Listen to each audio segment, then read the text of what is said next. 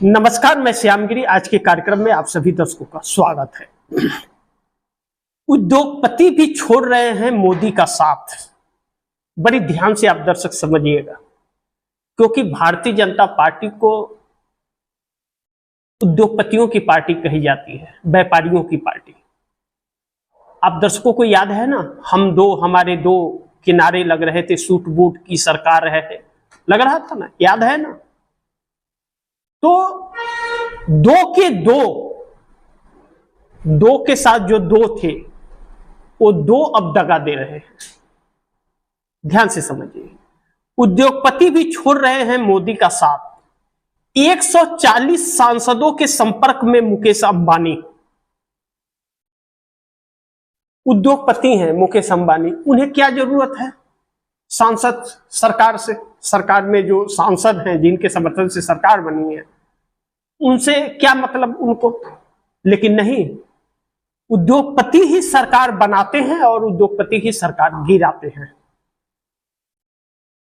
और अब जब उद्योगपति सरकार गिराने में लग जाए तो समझिए कि कितना भी मजबूत सरकार हो, वह ताश के पत्तों की तरह ढह जाती है। कहते हैं ना, वक्त जब बुरा होता है तो अच्छे अच्छे साथ छोड़ देते हैं।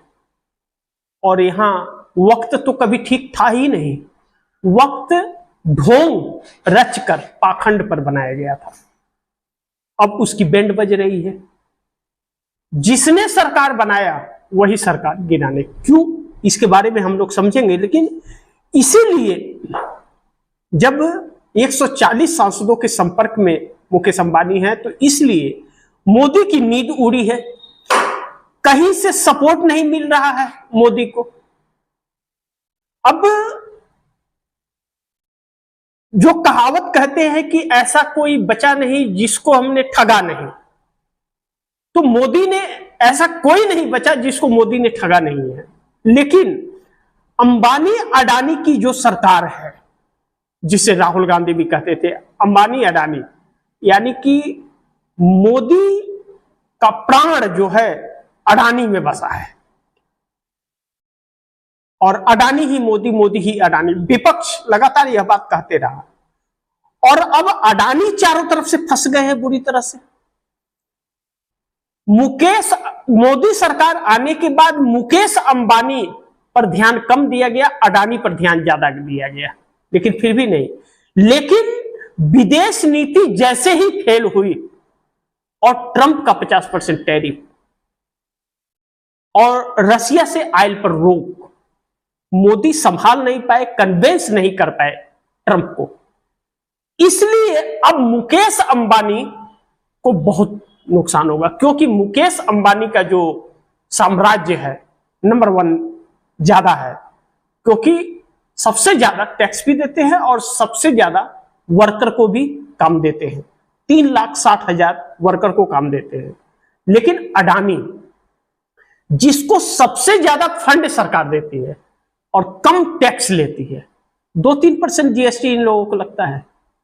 लेकिन विश्व का नंबर 2 व्यक्ति और सबसे ज्यादा देश से सब्सिडी लेने वाला, 1.7 लाख करोड़ रुपए का कर्ज हमारे देश की सरकार से लेने वाला, और हमारी सरकारी जितने फंड है वह सब अडानी के कंपनी में शेयर लगाना, पीएफ फंड, इन सब का पैसा, एलआईसी का पैसा, बैंक का पैसा, सब अडानी के कंपनी में शेयर। वह अडानी के नाम से अरेस्ट वारंट अमेरिका का। तो 2 लोगों ने सरकार बनाई थी और एक पर ध्यान दिया, और अब विदेश नीति फेल होने से कंपनी डूबने की कगार में आ जाएगी आने वाले वक्त में, और अडानी को जेल जाना ही पड़ेगा। तो अब मुकेश अंबानी संपर्क साधना शुरू कर दी है और सरकार गिराने की तैयारी में है। मैं नहीं जानता इसमें कितनी सच्चाई है, लेकिन यह चर्चाएं अब बड़ी तेज हो रही है। तो ऐसे में ट्रंप ले डूबेंगे मोदी को, पहला पॉइंट से यह आता है। क्योंकि पहले इस पर हम लोग डिस्कस कर ले कि ट्रंप ले डूबेंगे मोदी को, क्योंकि डोनाल्ड ट्रंप अमेरिका के राष्ट्रपति जब से कुर्सी पे बैठे हैं, नरेंद्र मोदी के पीछे पड़ गए हैं। जो माय फ्रेंड ट्रंप कहते थे, माय फ्रेंड मोदी कर करके मोदी का बैंड बजा दिया ट्रंप ने। माय फ्रेंड मोदी कह के और बैंड बजा दिया मोदी का। अब टैरिफ सबसे ज्यादा भारत पर लगा दिया। रसिया से ऑयल लेने के लिए रोक लगा दिया और 50% टैरिफ का मतलब यह हुआ कि गुजरात में 1 लाख हीरा कंपनियों में काम करने वाले वर्कर, 1 लाख वर्कर बेरोजगार हो गए टैरिफ से। और दूसरा, ज्वेलरी सेक्टर के अंदर 2.5 लाख लोग बेरोजगार हो जाएंगे। करोड़ों की संख्या में बेरोजगार होंगे। अब नरेंद्र मोदी चाइना के गोद में बैठ रहे हैं तो और भी समस्याएं आएंगी। और नरेंद्र मोदी ने कोई ऐसा काम किया नहीं है कि अमेरिका से निपट पाए। एक तो डरपोक आदमी, 56 इंच का सीना ढोंग पीट रहे थे, लेकिन निकले सबसे बड़े डरपोक। लेकिन इसके अंदर जब मुकेश अंबानी इस तरह से लगे हैं तो क्या भाजपा के 140 सांसद खरीदेंगे मुकेश अंबानी? क्योंकि पैसे में सभी सांसद निकल पड़ते हैं। और इस बात को ध्यान देना पड़ेगा आप दर्शकों को कि मोदी के बगावत में बीजेपी में बहुत सारे सांसद हैं जो डर से नहीं बोल पाते थे, लेकिन अब वह डर खत्म हो रहा है क्योंकि नरेंद्र मोदी किसी काम के नहीं रह गए, इनका जोर नहीं चल पा रहा है। तो 104 सांसद जो विपक्ष से आए थे भाजपा के अंदर, और कुछ भाजपाई नाराज। अगर मुकेश अंबानी ने उन सांसदों पर डोरे डालकर और उन सांसदों को अगर अलग कर दिया, 121 सांसद हटे तो उनकी सदस्यता नहीं जाएगी, दर बदल कानून लागू नहीं होता है और नरेंद्र मोदी कहीं के नहीं रह जाएंगे। लेकिन क्या यह संभव है? मैं नहीं जानता कि 140 सांसद जो हैं वह मुकेश अंबानी सिर्फ बीजेपी के या दूसरे दलों के भी लोगों से संपर्क में हैं, यह वक्त बताएगा। लेकिन कुछ तो गड़बड़ जरूर है। लेकिन आगे सरकार गिराएंगे उद्योगपति अंबानी, मोदी सरकार।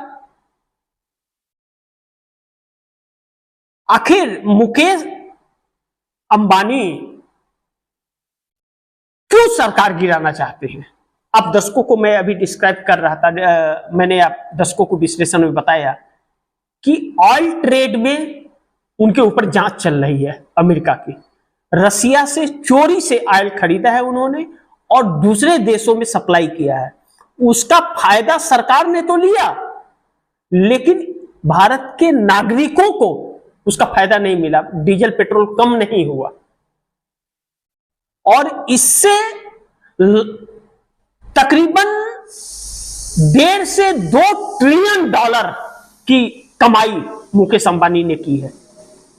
आप दर्शकों को याद होगा मुकेश अंबानी के घर शादी थी उनके बेटे की, वह आए हुए थे राहुल गांधी से मिलने, कार्ड देने के लिए सोनिया राहुल को। राहुल नहीं मिले, राहुल मजदूरों से मिलने चले गए। अब जब उद्योगपति पीछे पड़ गए हैं मोदी सरकार के और विपक्ष एक्टिव हो ही गया है, एकजुट हो ही गया है, तो मोदी सरकार किसके सहारे? उधर चंद्रबाबू नायडू साथ नहीं है, साथ छोड़ते हुए नजर आ रहे हैं। उधर एनडीए गठबंधन के अंदर और भी घटक दल हैं जो मोदी की वजह से उनका अस्तित्व दांव पर लगा हुआ है। अब ऐसे में नरेंद्र मोदी अलग थलग पड़ गए हैं। अलग ऐसी परिस्थिति उत्पन्न हो गई है कि मोदी के सामने आंखों के अंधेरा छा गया है।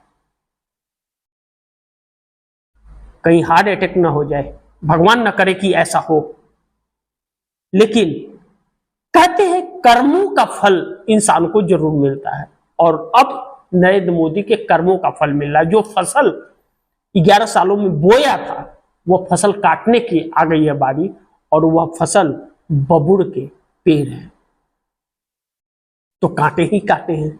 दूसरी, 104 भाजपाई सांसद लगाएंगे मोदी को करंट। 104 सांसद जो हैं दूसरे दलों से आए हुए हैं।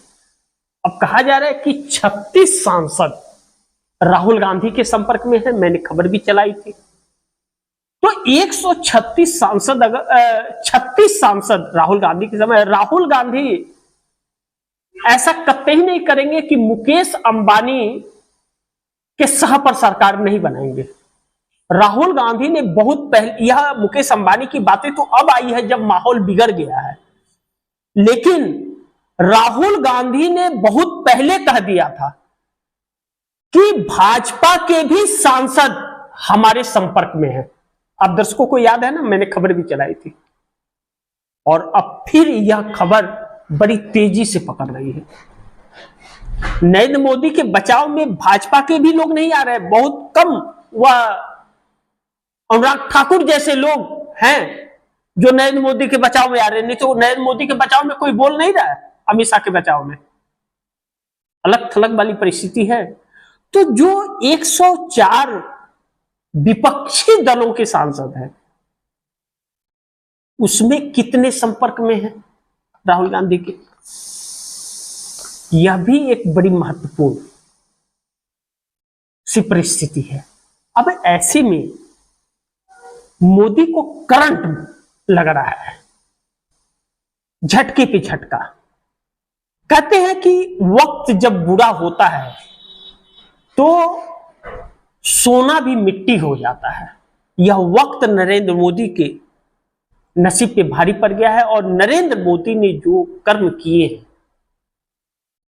उसके मार्फत तो यह बहुत कम है। अभी बौखला से गए हैं, दिए का तेल खत्म हो गया है, बत्ती फरफरा रही है। लेकिन मोदी ने सबको ठगा, अब सांसद बीजेपी का ठगेंगे मोदी को। अब जो सांसद हैं बीजेपी के, वह मोदी को ठगेंगे। अभी तक तो मोदी ठग रहे थे, लोगों को बेवकूफ बना रहे थे या लोगों को डरा रहे थे ईडी सीबीआई से, और डरा करके अपने साथ खड़े कर रहे थे। अब जब फकीर का झोला उठने वाला है, राजा बैसाखी टूटने वाली है, तो बाकी के जो पार्ट्स हैं शरीर के ना, वह भी साथ छोड़ रहे हैं। यानी कि आखिरी सांस ले रही है मोदी सरकार। यह बात आप कह सकते हैं कि आखिरी सांस ले रही है मोदी सरकार, इस बात से इनकार नहीं किया जा सकता। दूसरा, एनडीए गठबंधन मोदी को दगा दे गया। एनडीए गठबंधन मोदी को दगा दे गया।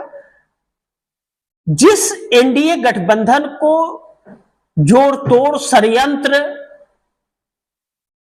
साम दंड भेदभाव से एकजुट करके सरकार बनी थी 2024 में, वह एनडीए गठबंधन अब साथ रह करके भी साथ नहीं है। यानी कि एनडीए गठबंधन मोदी को दगा दे रहा है। एनडीए गठबंधन के सहयोगी छोटे छोटे सहयोगी हैं, बड़े नहीं हैं। बड़े दो हैं, एक चंद्रबाबू नायडू, एक नीतीश कुमार। तो नीतीश कुमार तो समाप्त हो गए, खेल खत्म हो गया नीतीश कुमार का, पूरी तरह चरमरा गया, आईसीयू के अंदर आखिरी सांस ले रहे हैं। लेकिन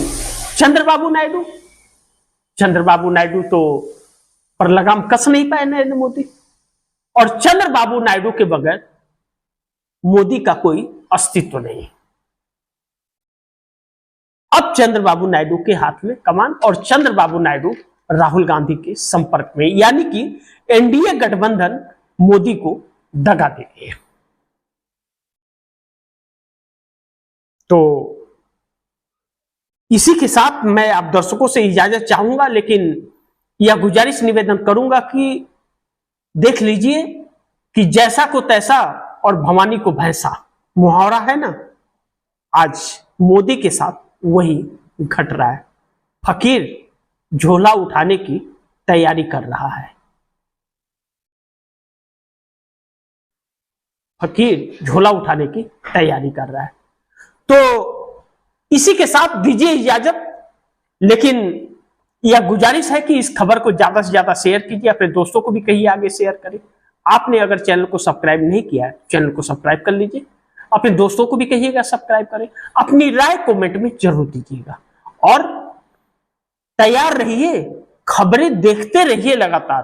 अब कभी भी कोई भी वक्त खबर चल सकती है कि मोदी सरकार गिर गई। तो इसलिए इसी के साथ इजाजत चाहूंगा, फिर होगी मुलाकात अगली खबर के साथ। तब तक के लिए नमस्कार।